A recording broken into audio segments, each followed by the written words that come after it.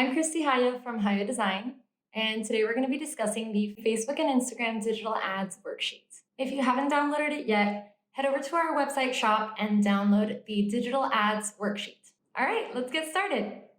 First, you'll see the table of contents, and those buttons are all clickable when you have it in presentation mode or when you download it as a PDF. Before we dive in, I just want to make sure that you have a general top-level understanding of how Facebook ads work. I say Facebook ads because Instagram ads are basically just a placement option within the Facebook ad ecosystem. So you're going to create an account on Business Manager if you don't have that yet. And then within that, you'll be managing your ads on Ads Manager. And then you create an ad account, which is going to pay for the ad spend. And then from there, you're going to create different campaigns to solve different objectives. If your product or service appeals to different audience groups, you might want to create different ad sets to accommodate for each one of those groups. That way, instead of diluting your message by creating a sort of bland message that applies to everybody, that's not going to be very effective, right? So if you narrow it down to different target groups, then you can speak to them directly and make your ads way more effective. Within each ad set, you're also going to want to test out more than one ad so you can see which one is most effective. All right, so moving on to the first section, competitor analysis. Here, we're going to look at what some of your competitors are doing and seeing what their strengths are, what their weaknesses are, and how you could stand out. I love this section because it's kind of like a hack to supercharge your ads. So what you're going to do is you're going to go into the Facebook ad library and you're going to type in one of your competitors. That's going to pull up any ads that they're currently running. If that ad has been running for a little while now, you probably can assume that they've tested a few different ads out and that one was the best one that was working. So now you can analyze that ad knowing that it's effective and see what ideas from it you can use for your ad. Also, you can see how you could potentially improve the ad so that your ad is even more effective than that one. For this exercise, I want you to screenshot what you find in the ad library, and by right-clicking, you can just replace the images on the worksheet, and then you can type in at the bottom what were the strengths, the weaknesses, and how you can use those ideas to optimize your ads so that they're even better than your competitors. Next up, we're going to dive into your audience's mind. This exercise is amazing for creating copy that doesn't sound too salesy and that really speaks to the heart of your audience. You're going to do that by sort of stepping into their shoes and using all these prompts. You're going to imagine the responses that they would have to these questions. What are their fears? What are their frustrations, their problems? What keeps them up at night? And from their perspective, you're going to start to see what really matters to them, and you're going to be able to gear your copy towards that.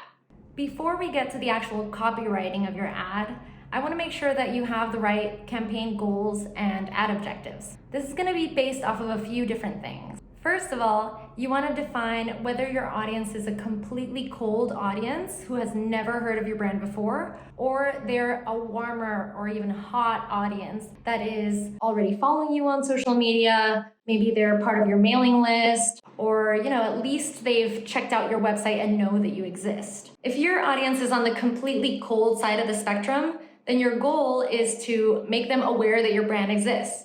You're not necessarily going to try to make them buy anything yet because they haven't even heard of you. So what you want to do is rather educate them, let them know that your brand is trustworthy, and then the next time that they see an ad of yours, they might be more inclined to buy. For targeting a cold audience, you might also want to just consider free options of marketing, such as writing SEO blog posts or posting on social media. If your audience is more on the warm or hot side of the spectrum, that's going to be more your sweet spot for Facebook ads, since your audience is going to be more ready to buy, and that's going to make your ads way more profitable, and ideally your ads will pay for themselves. When setting up your audience on Facebook ads, you may have heard about how important it is to set up your demographics and include some detailed targeting such as interests or behaviors. But have you heard about custom audiences? The Custom Audiences feature pulls data directly from your website and social media, so you can be sure that that audience has already in some way interacted with your brand, meaning that it's more on the warmer or hot side of the spectrum. If you want your ads to drive traffic to your website, then select the traffic option.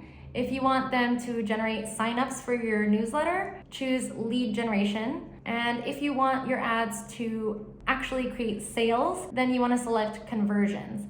But only select that if you know that your audience is very well aware of your brand and is ready to hit the trigger and buy something. For the next section, we're going to start to write the copywriting for your ad. And what I want you to think about here is the power of persuasion and how impactful an ad can be if it's really talking about your emotional benefit rather than just listing off features and, just specs of what the product is. I don't care about the specs. Is it gonna save me time? Is it gonna allow me to have some sense of freedom, take away some of my stress? That's more the kind of emotional benefit that you wanna focus on in your copywriting. Facebook allows you to add more than one primary text, headline, and description. What it does is it shuffles it around and picks the best one for each person based on the algorithm. The visual component of an ad can sometimes feel a little daunting, but it really shouldn't because Facebook makes it so easy. When you go to edit your ad, select Add Media, and aside from the upload button, you're also going to see a drop down where you can actually select images directly from your Instagram or from your Facebook page, or even find some stock images.